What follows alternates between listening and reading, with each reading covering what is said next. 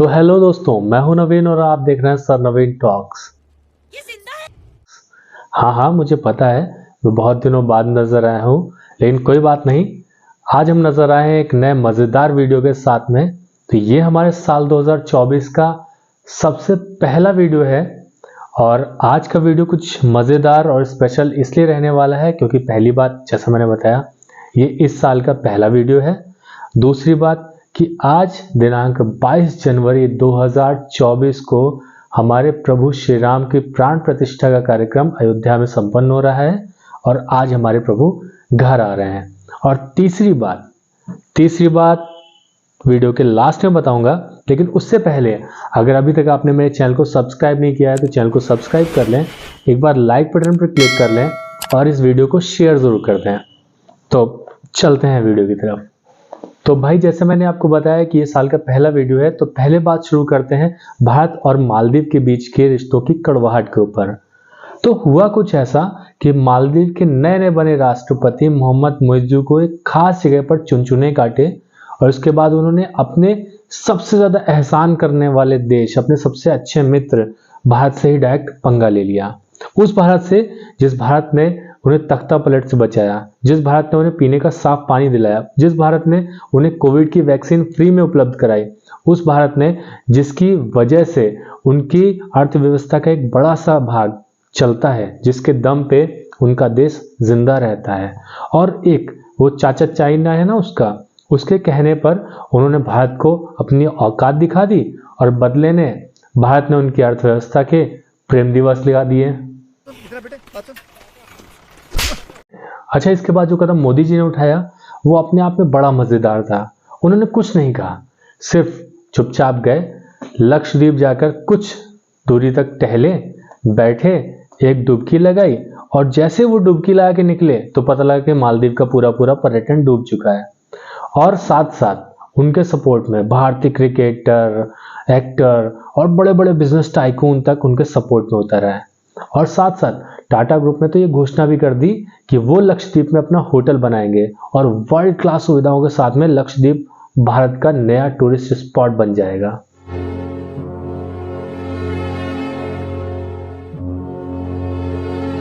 कैसे खुराक मांग रहा है तेरे बस की।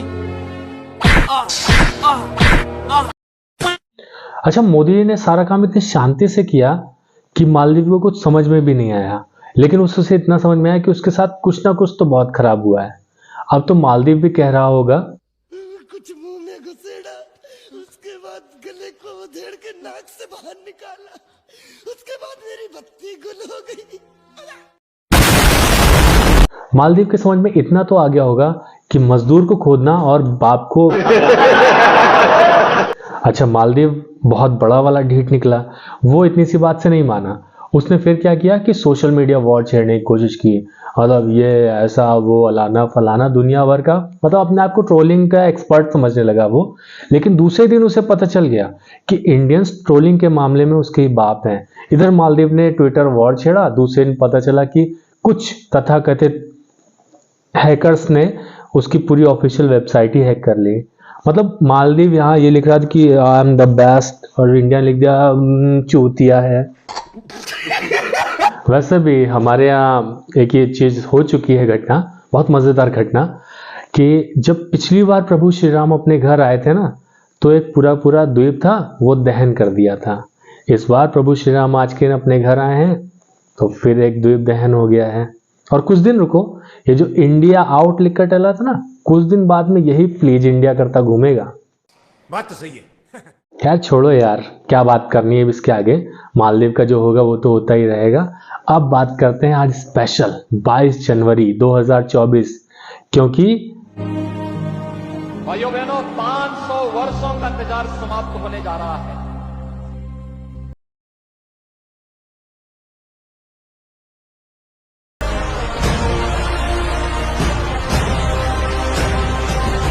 प्रभु आ रहे हैं।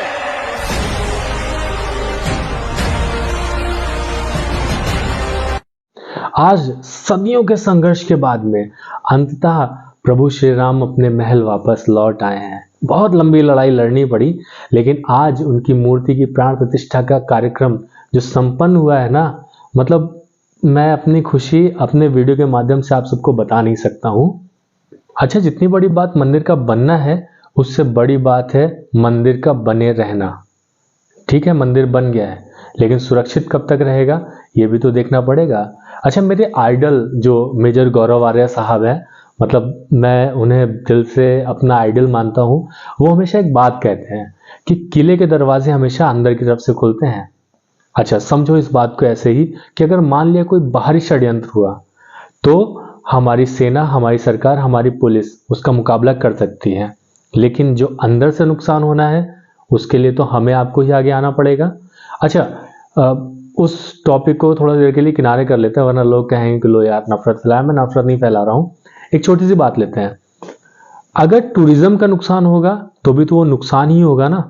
ठीक है, अयोध्या आज सज गई है, बहुत अच्छी बन गई है, इतने सारी फोटोज हम देख रहे हैं कि कई सारी मूर्तियां बनी हैं और कई सारे अच्छे अच्छे से व्यवस्थाएं की गई हैं, लेकिन ज़रा ये सोचो कि अगर उसके टूरिज्म का नुकसान करेंगे तो कितना ज़्यादा नुकसान हम सबको उठाना पड़ेगा। चलो मैं आगे बताता हूँ आपको, वीडियो में बने रहना।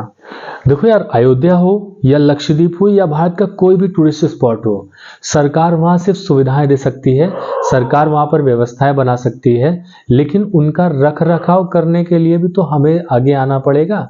ठीक है, आज ये सारी चीज़ें बनी हुई हैं, हम देख रहे हैं सुंदर सुंदर सूर्य स्तंभ बने हुए हैं, चौराहों का सुंदरीकरण किया गया है, वहाँ गमले रखाए गए हैं, अच्छी अच्छी सी पेंटिंग बनी हुई है, सब कुछ है, लेकिन ज़रा सोचो क्या उस चीज़ को हम बनाए रखते हैं? नहीं। हम भारतीयों को चीज़ों को गंदा करने में मज़ा आता है। ये कड़वा है लेकिन सच है, और इसके जिम्मेदार आप भी हैं, मैं भी हूं और हम सब हैं। इसमें किसी को अपने ऊपर लेने की जरूरत नहीं है। हमें चीज़ों को गंदा करना पसंद आता है। मतलब वही चीज़ है ना कि हम गंदगी में अच्छी चीज़, ठीक है नाली वाली है, ठीक है कचरा पड़ा हुआ है, सांस में हम देख रहे हैं बदबू आई, लेकिन हमें कोई दिक्कत नहीं है क्योंकि गंदा हमने किया है। तो हमें इस चीज़ को थोड़ा सा बदलना पड़ेगा। चलो मैं थोड़ा सा और एग्जांपल एक दूसरा देता हूँ। आपने देखा होगा कि नई नई बस चलती है, सरकार नई लॉन्च करती है, एकदम धुली पुची साफ साफ एकदम बस हमें बैठने को मिलता है। कुछ दिन बाद देखिए उस बस की स्थिति क्या करते हैं, और वो करने वाले कहीं बाहर से लोग नहीं आते, वो हम में और आप में से ही एक होते हैं। क्या करते हैं कि जो सीट होती है उनका लेदर होता है, नहीं कुछ है तो फ्री बैठे हैं, लेदर ही उसकी सिलाई करनी शुरू कर देंगे, उधेड़नी शुरू कर देंगे, खराब कर दी। सीटों के पीछे जो हमारे बोतल टांगने के लिए नेट लगा होता है, नहीं कुछ तो उसका जो नेट है वही पकड़ के खींच लेंगे। किस लिए? ताकि वो टूट जाए। अरे मैं कानपुर में रहता हूँ, मैं अपना बता देता हूँ कि मैंने तो ये तक देखा है बस में जब मैं ट्रैवल करता था कि जहाँ पर महिलाएं सीट लिखी होती है ना, लोग जबरदस्ती सिक्के से खरोच खरोच के उसको माँ काट देते थे, उसको हिलाएं सीट बना देते थे। क्या मिला? कुछ नहीं मिला। यहाँ तक कि बस में जैसे लिखा होता है कि भरी हुई बंदूक लेकर यात्रा ना करें, तो क्या उसका यात्रा और ना काट दें और उसको बना दें भरी हुई बंदूक लेकर करें। ऐसे लोगों को आप पकड़ लो, इनको पूछो कि क्यों कर रहे हो, क्या मिला तुम्हें इससे?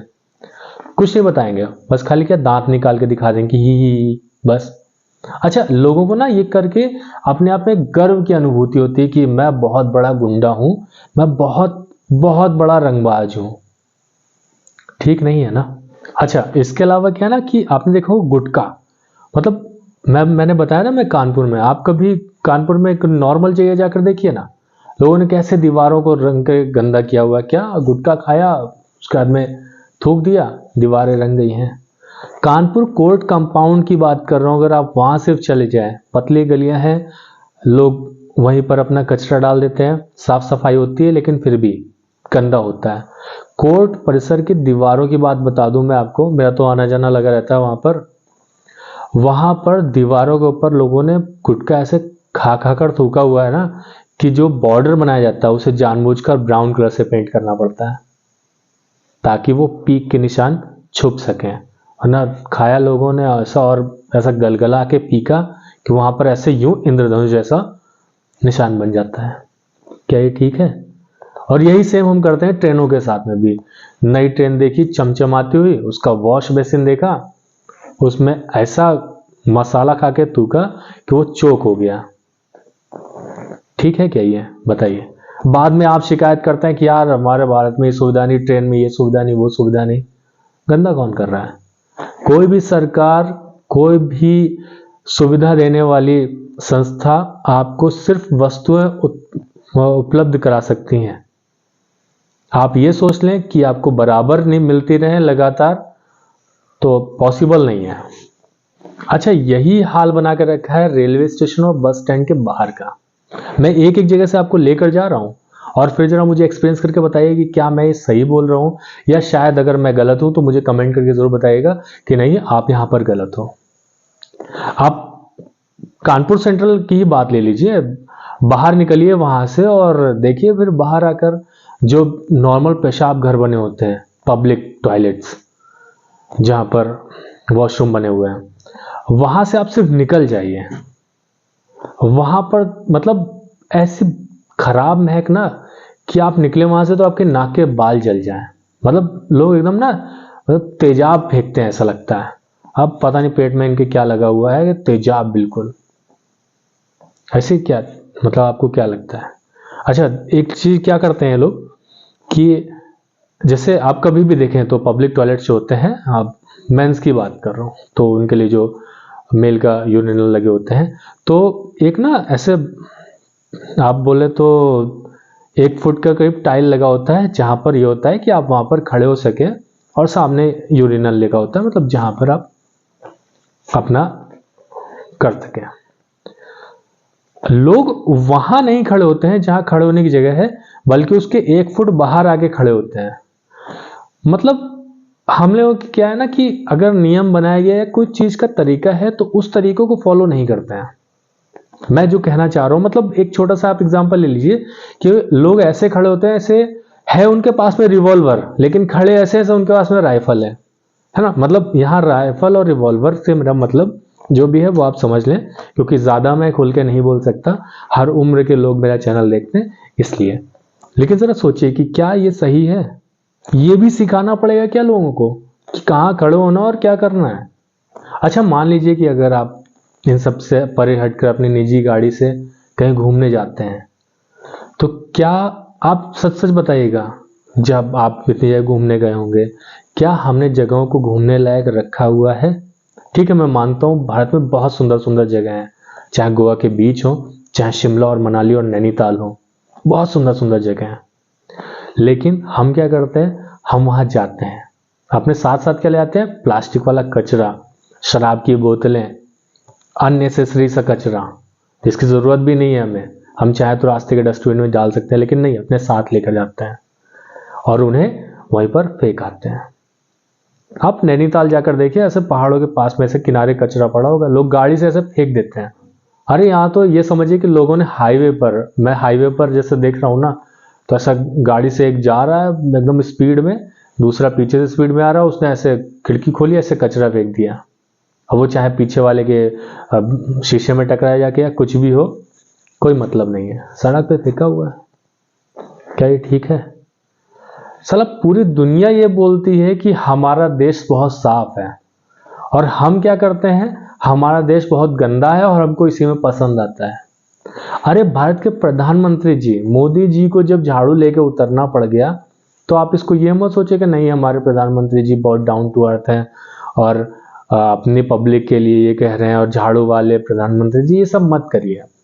क्या सोचिए, वो दिखाने के लिए आपको आईना है कि आप लोग इतने गंदे हैं, मतलब आपको, मतलब वो बोल रहे हैं हम सब लोगों को कि हम इतने गंदे हैं कि हमारे पीएम साहब को झाड़ू लगानी पड़ती है, और हम इतने नालायक हैं कि हम झाड़ू भी नहीं लगाते हैं। लेकिन मेरी बात को अन्यथा मत लीजिएगा, मैं सिर्फ एक सच बताने की कोशिश कर रहा हूं जो है। क्योंकि अभी क्या है ना, टूरिज्म को लेकर अभी लक्षद्वीप को डेवलप कर रहे हैं, अयोध्या डेवलप कर रहे हैं, मैं उसी बात को लेकर जो मेरी चिंताएं हैं उनको व्यक्त कर रहा हूं। अरे इन सबसे तो छोड़िए, दूर की बात है। हम जब हमारे यहाँ होता है ना कि सड़कें बनती हैं गलियों में, तो नाली बनती है और इंटरलॉकिंग वाली रोड बनती है, लोग तो वो ईंटें चुरा कर अपने घर में रख लेते हैं, जबकि 5 ईंट में 10 ईंट में उनका कुछ भला नहीं होना है, लेकिन सिर्फ चुरा के रख लेना है। किस लिए? पूछिए उनसे, कहीं काम आ जाएगी। उन्हें खुद भी नहीं पता है कि उन ईंट का करना क्या है, लेकिन चुरा लेना है। क्यों? क्योंकि उन्हें अपने आप में तसल्ली महसूस होती है कि अरे मैंने ईंट चुरा ली है, बहुत बड़ा जिगरा है मेरे अंदर। ये सारी चीजें क्या ठीक हैं, मैं आपसे पूछना चाहता हूं।